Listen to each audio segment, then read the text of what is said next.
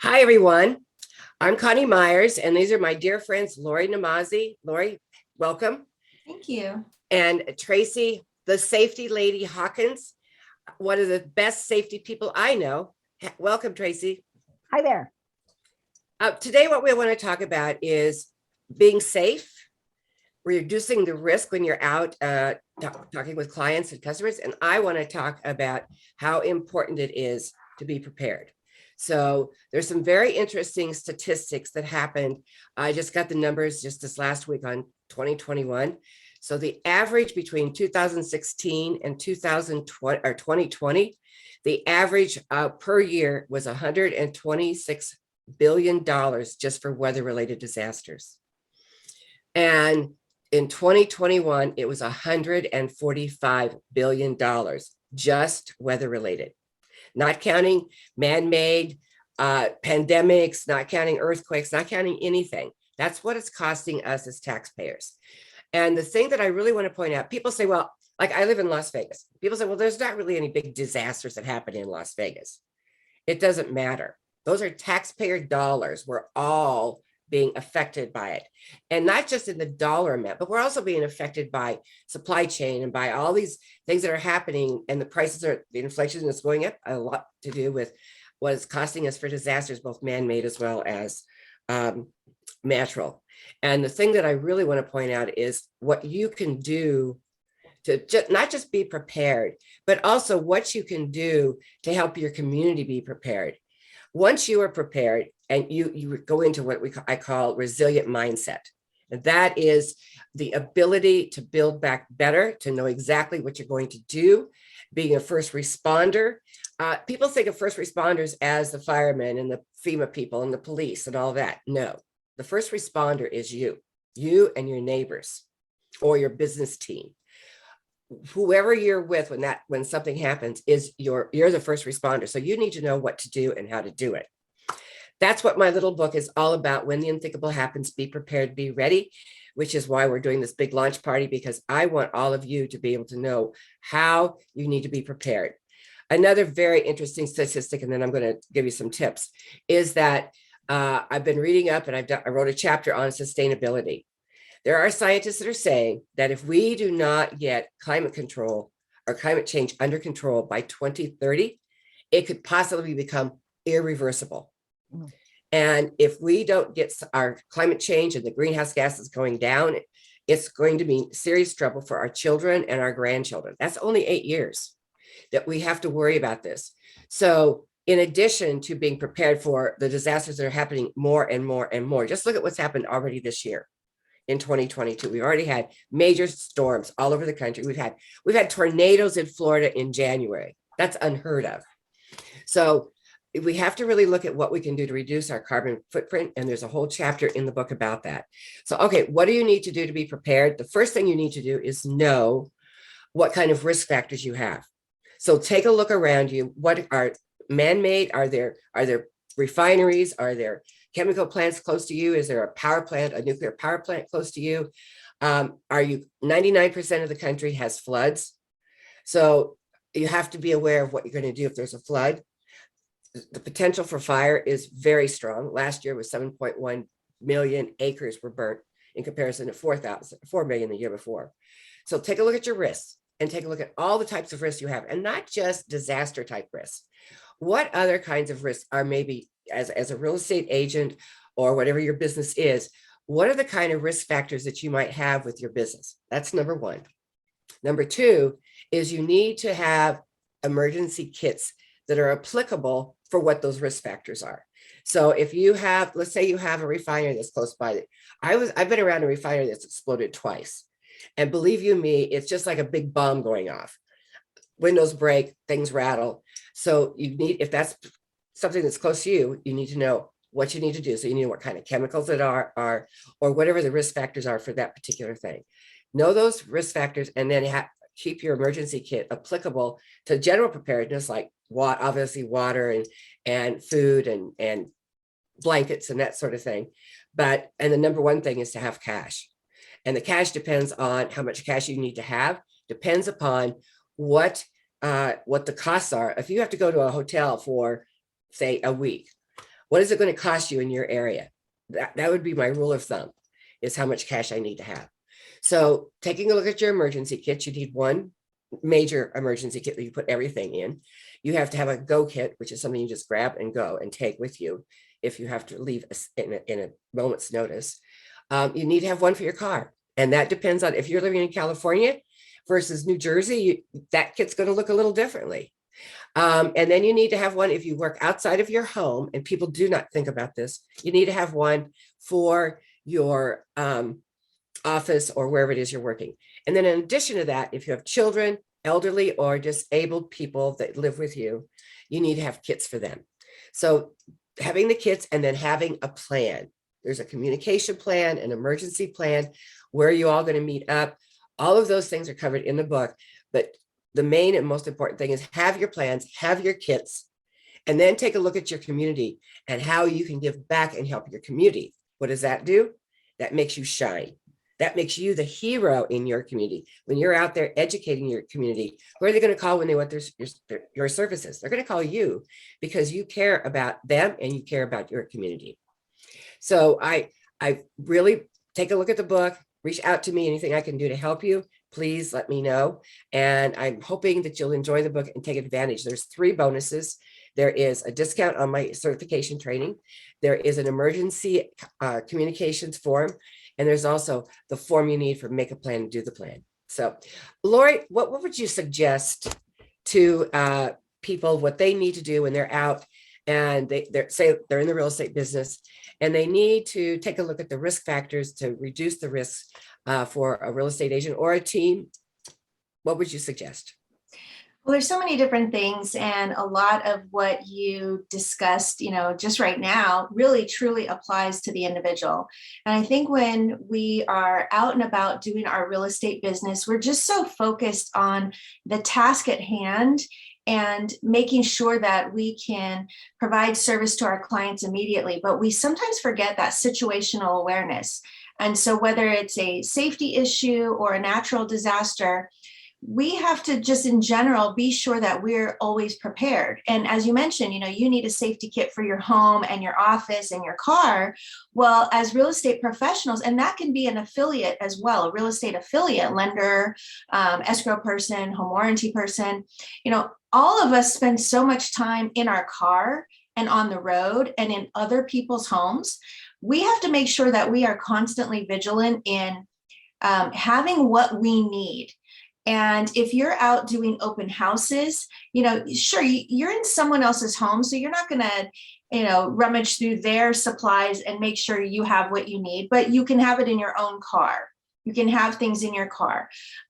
When it comes to like natural disasters, we had that terrible storm back east where people were stranded on the freeway for, 12, 13, 15 hours. I know I'm guilty of running my gas in my car, below a quarter of a tank, but these are things that we have to be more mindful of, more proactive.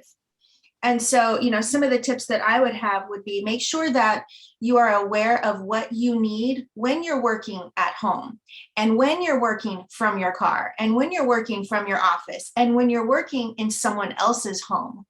Because those are all of your job sites and it's not just the office. And I think we tend to think of the home office and then the physical office. So those are some tips that I would offer is be sure you pay attention to what could happen. Do you have everything you need to keep yourself physically safe? And then, if there's a longer disaster, do you have what you need to sustain for, a couple of days? And I just want to add too on being the role model in the community. As a real estate professional, we pride ourselves on building communities and giving back to our communities.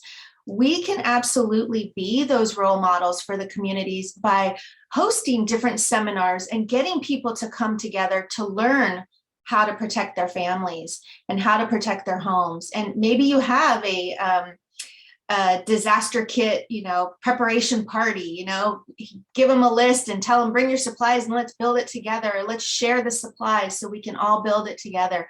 But finding ways to let your community know that you're there for them.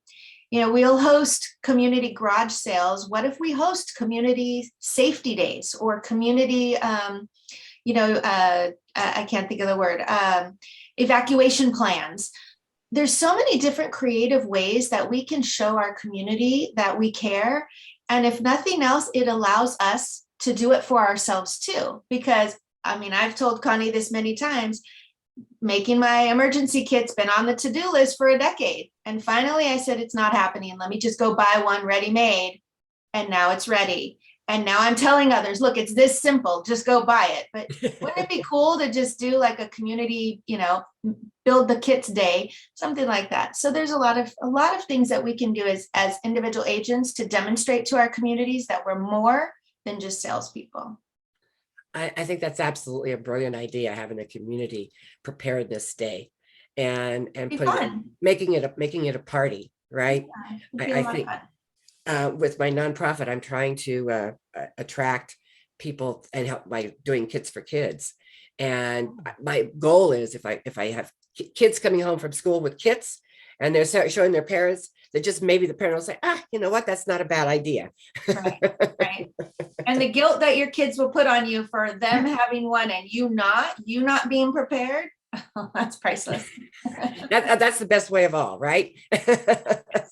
I remember my son, he came home from school. They had the fire department came into the school, or they went and took a tour to the fire department, and he came in with this can of cornstarch or baking soda, whatever you're supposed to use. And he brought it in, he put it up on the stove. He says, Mom, you should be having this on your stove. Duh. So, all right, Tracey, I mean, you always have so many wonderful suggestions for people to stay safe. And there's such an important message in this, because we're seeing where people are getting themselves into trouble, whether they're agents or whether they're somebody else. There's so much going on out there right now that we have to really be aware of what we can do to stay safe.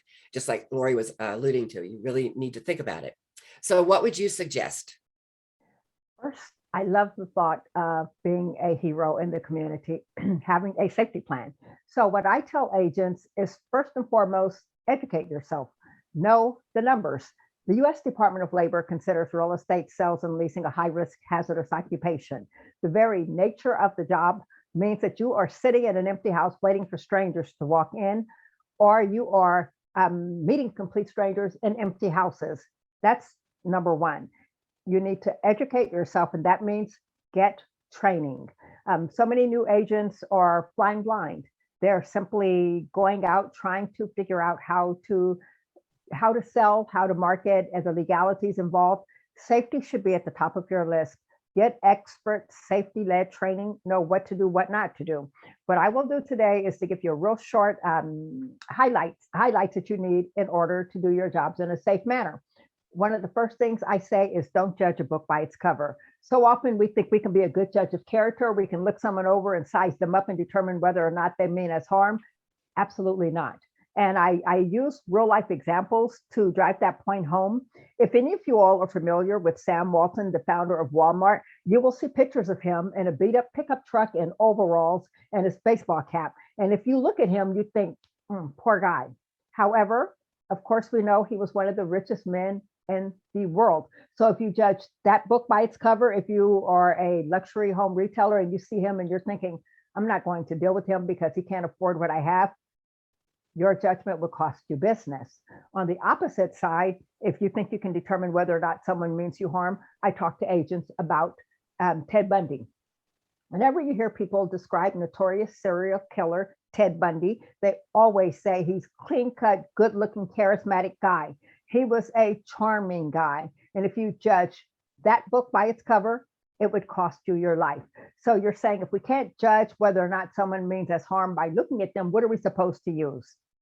Every single animal in nature has a built-in survival mechanism that's hardly ever wrong. We're all born with the number one crime prevention tool that we need, your gut, instinct, intuition, sixth sense, flight or flight. I've even heard it called spidey sense. Whatever you want to call it, that is your number one safety tool. And if you listen to it, if you respect it, you will never be victimized. Never be victimized, but you have to be tuned in and you have to listen to it. And there are stories of agents, even an agent who was murdered. She had a second thought when she got a phone call from what ended up being her murderer. She had a weird feeling in the pit of her stomach, so much so that she said, I can't meet you alone. Someone needs to come along. He said, I'll bring my wife. And he ended up killing her. So her gut told her that she was in danger. She listened to it, but then she didn't follow through. So always trust your gut. If you do nothing else, you hear nothing else, that's what you need to know. I talk about lessons learned. You need to know the crimes like those, like that crime and other crimes against agents. They're happening on a regular basis. That includes agents being robbed at gunpoint, threatening phone calls. Agents are being stalked. I just saw a news headline about agents in a certain area being stalked. Agents have been killed and agents have been targeted. But if you know the stories, you won't be doomed to repeat what happened to them. We don't do it in a judgmental way. We do it in a way that will educate us. Here's what that agent did, and here are steps that I can take so that I don't end up in that same position. So know the stories. Technology is your friend. All of us have had to utilize technology during these times. We had no choice to stay in business. I say keep some of those same virtual practices. Your first meeting can be virtual. It accomplishes two things. It allows you to create witness potential. And if it's a criminal, they don't want their image documented. They won't hand you an ID. They don't want to be on a screen. So that's a warning sign right there. Otherwise, if they're legitimate, they have no problem having a conversation with you virtually. That's how we all had to get through this pandemic. So definitely keep some of those same virtual practices that you had to use to keep you in business. Use them now to keep you safe, more productive. It's quicker and easier to virtually show properties, to screen properties before you take the time to go. So use it as a productivity tool. I have a theme, and it sounds like the same thing that you ladies are talking about. I call it leading with safety. Every single conversation with the consumer needs to be safety focused. From the first meeting, for my safety, we need to meet virtually, or we need to meet in a public place. We need to meet in my office. For your safety, here's what we need to do. So always lead a real estate agent talking about safety. And finally, using that conversation to help consumers. I teach agents how to use safety to build their business. So often we know there are 1.5 million members of the National Association of Realtors. The question is, how do you stand out from those? Leading with safety is one way. Being of value to your consumer is the other way. And that's what Coni and Lori both said. I'd say when you go on a listing appointment, be a value to the seller by providing them a safety checklist. Instead of walking in the door talking about CMAs, marketing, net proceeds, talk to them about ways to keep themselves, their families, and their possessions safe while their house is on the market. Use this little handy checklist that I created. Use this little checklist to say, here's what you need to do. Mail out of sight, that means financial statements, medicine out of medicine cabinets, jewelry out of jewelry boxes, electronic devices, valuables put away, guns, artwork, all of those need to be stored off site or under lock and key. So walk in the door talking about safety, and they will appreciate you. That makes you stand out during your listing presentation. When it comes to buyers, you all seen the headlines that two of the biggest organizations in the real estate business have stopped reporting crime statistics for whatever reason.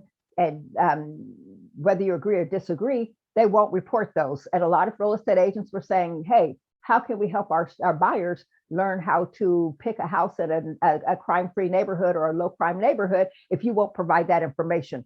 Be the real estate agent that tells them about resources, about websites that they can use like spotcrime.com. Go to the police department and find out from them what the crime statistics are in a certain area. So be a resource for buyers. Tell them where to go to get the crime statistics information. And finally, FSBOs. Everyone wants to convert a FSBO, but you all know that FSBOs don't want to talk to you. They don't like you. They don't necessarily value the work you do.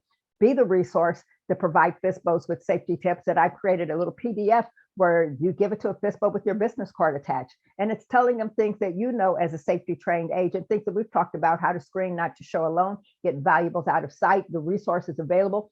Be that hero to FSBOs. And I guarantee you that when they realize how dangerous what they're trying to do is, then your business card with that safety tip sheet will rise to the top of the stack. And that's going to help you convert more FSBOs. Bottom line, lead with safety, protect the consumer, and make sure you make it home every night safely. Excellent, excellent, excellent. I'll make sure we add the link to your pieces on this video. So I think the most important thing, I think the big message with all of us is to be aware, number one, of your surroundings, be aware of the people you're around. Look at the risk factors that you have in your area, and you be, as a real estate agent, you be the person that provides the information, and you're going to get it back tenfold in listings and in buyers. So be that hero, be that person that can talk about safety and risk management and all of those sorts of things, and you're going to be the one that wins. That's what this book is all about. It's all about you giving it out. You can buy it in bulk. You can even put your chapter in the book about why you want to be a part of the community and why you want to give back. So, excuse me, Lori, how do people reach you? Very simple. You can find me on social media. You can go to my website, namaziresources.com, and you can connect with me through Coni. Absolutely. And Tracey, how about you?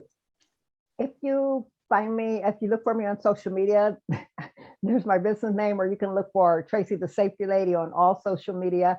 You can find me either way.